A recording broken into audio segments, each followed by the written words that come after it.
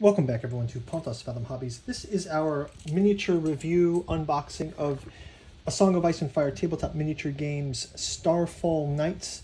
These are part of the Martell group. I'm going to get these open. You know, I often do these unboxing reviews. Mostly it's to, you never get to see the miniatures again after you paint them, right? So we do a lot of miniature painting on the channel. And I think it is kind of cool to take a look at the miniatures as they are, just as raw minis, because once we get them painted, that's the last we'll ever see of them. First off, you can see the Starfall Knights artwork on the box is quite cool. These guys will be great, especially if I'm thinking if we have Martell versus a Lannister, that would be a cool one. And then the Lannister, we got the Clegane Brigands versus the Starfall Knights, or the Clegane Riders. Clegane Brigands, I believe it is. So it says Starfall Knights, a good general knows that the climate in which they fight is as important as other factors during a battle. It does no good if their troops are falling over dead from heat stroke from wearing cumbersome gear, or freezing to death in bitter cold with nothing but thin mail to protect them. The hot, oppressive Dornish climate means that the Starfall Knights, the heavy cavalry from House Dane, vassals of House Martell, are less armored than most heavy cavalry from across Westeros, but their lighter armor and barding means they are generally faster and able to strike at enemies more tactically. These skilled horsemen can strike from an unexpected quarters, using their spears to great effort in close combat with devastating charge. So we get 1 Starfall Knights bannerman, 3 Starfall Knights unit card, and a movement tray. Let's check these guys out.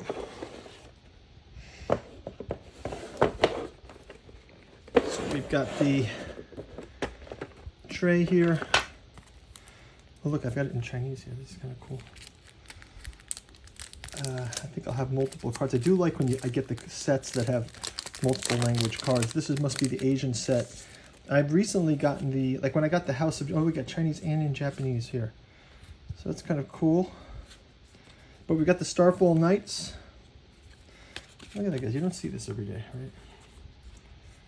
Starfall Knights, it says, climate is an important factor. These apply their lances with devastating effect.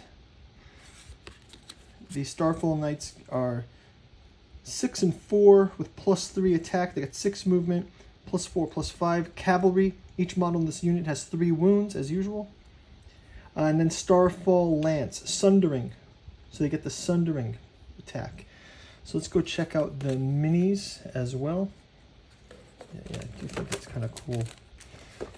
So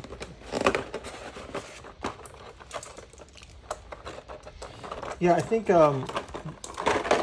recently put together the House Tully Paladins, which are very much tourney style. Well, that's another option, is to have Tully versus these guys. And this is pretty cool looking, right? The bannerman.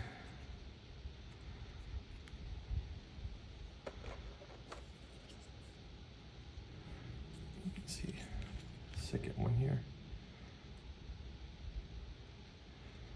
That's our thumbnail right there. You can see that they've got there's quite some nice detail in these. As far as you can see, you've got the Dornish banner. They've got lots of scarves. Again, lightly armored, they mentioned. Horses also not very armored. And you can see that these are the spears that they're going to be fighting with.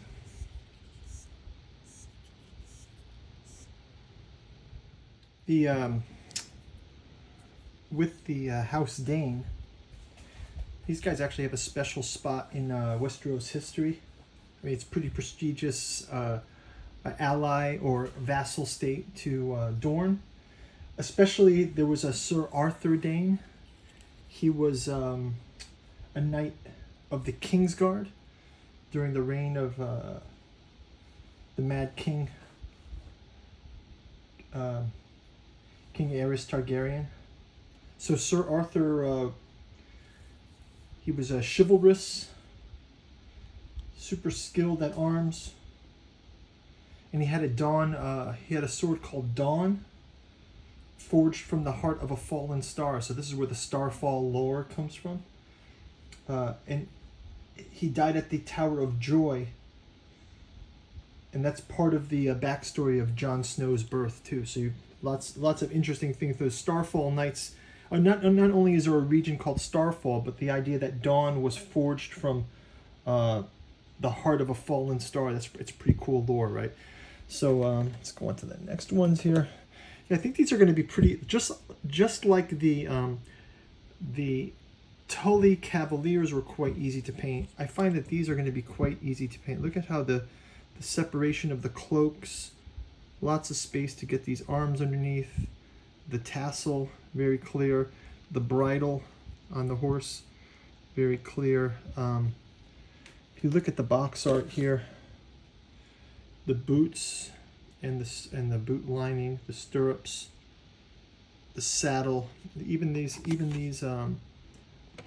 saddle harnesses are quite raised, so it's going to be easy for a clumsy painter like myself. This piece is quite nice too. Cloaks, and it looks like they've got that lower tunic.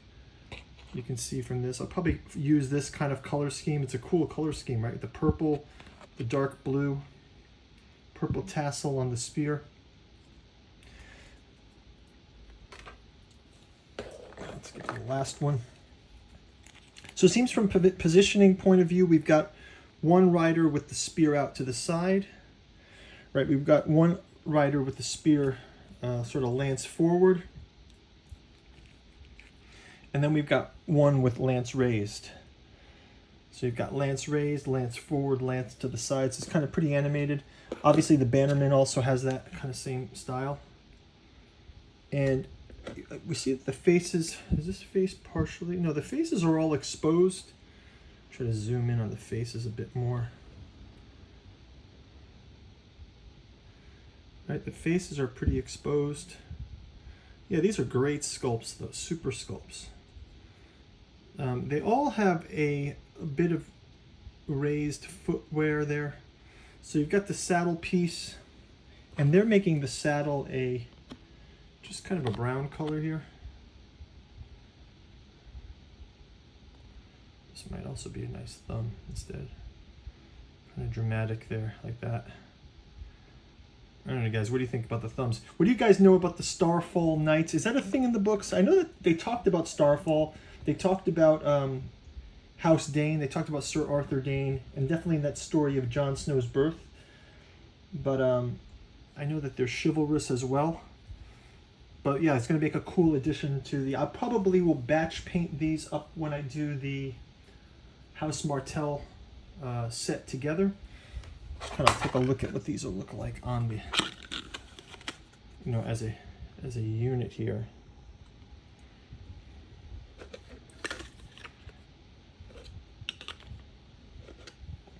And these guys are going to look great. Look at that. That is going to be fantastic. Yeah, I think it will be interesting. You know what we also can do is, I also might pull out, we've been doing some old D&D, old chainmail rules. Maybe I'll do a jousting match between House Tully and these Starfall Knights, and maybe we even include the Clegane Brigands. Why not? Well, we can even have the Stark Outriders in there. I think that's all the horsemen. We can always do Target. We can only do the Dothraki as well, but it's kind of weird for a tourney. But yeah, these guys are going to look great. I also picked these up I picked these up in Singapore at a place called Hammer House. I also picked up these grass tufts at the same time. So maybe I'll take a pass at basing these when I get around to them. But yeah, looking forward to getting these painted. I will, if you guys like and subscribe, you can get notified when we do the paint through, and also when we get these on the game board. So that would be awesome. And then I'll also leave you guys with our word from our sponsorship as well. The channel is sponsored by the books from Pontus Fathom Press that we create. We get a sister channel called Pontas Fathom Press, and it helps us to support our hobbies channel. First up is the Omnibus Edition Cat 2 Journals out of Lovecraft's Providence. This collects the 6 individual volumes of Genealogy of Cthulhu, Archaeology of Yog-Sothoth, and Psychoanalysis of Rilliah. That makes up the first trilogy. There's also Hermeticism of Hastur, The Alchemy of Azathoth, and The Necromancy of Nyarlathotep. Put them together and you get this massive tome. You can buy these individually. You can go check out our podcast or our Patreon as well and get some information on these before you buy. But it helps to support our channel, so really appreciate that. We've also got out there The King in Yellow and Lost Carcosa and the Yellow Sign, Tales of the Yellow Sign, Volume 1 and 2. We're also putting together some podcast lecture notes. We've been doing a podcast now for a couple of years since the lockdown. We've got topics on Lovecraft, Frank Herbert, Philip K. Dick, pulps like Conan, Solomon Kane, John Carter of Mars, even anime like Evangelion and Bleach, Song of Ice and Fire, Tolkien, and our esoteric dragon mysteries, decoding the dragon symbol in myth and occult traditions. Finally, the Dune saga, Frank Herbert's Dune, super popular with the release of Dune 2. This is William Mitchell's Alchemy and Anthroposophy in the Dune saga, getting behind what makes Dune such an interest with people. Some of those Jungian, alchemical, and anthroposophical themes, but also digging deep into things like the ethics of the God Emperor Dune, the politics of Dune Messiah, and looking into Herbert's influences from Samuel Butler into some of those powers of the Bene Gesserit, Bene Tleilax, and even in looking into the war against the machines. Finally, we've got Artificial Psychology of Desiring Machines, August Moldenhauer, William Mitchell, digging deep into the rise of machine intelligence and looking at that balance between machinic desire and also the automation of humanity. So really something compelling for these days.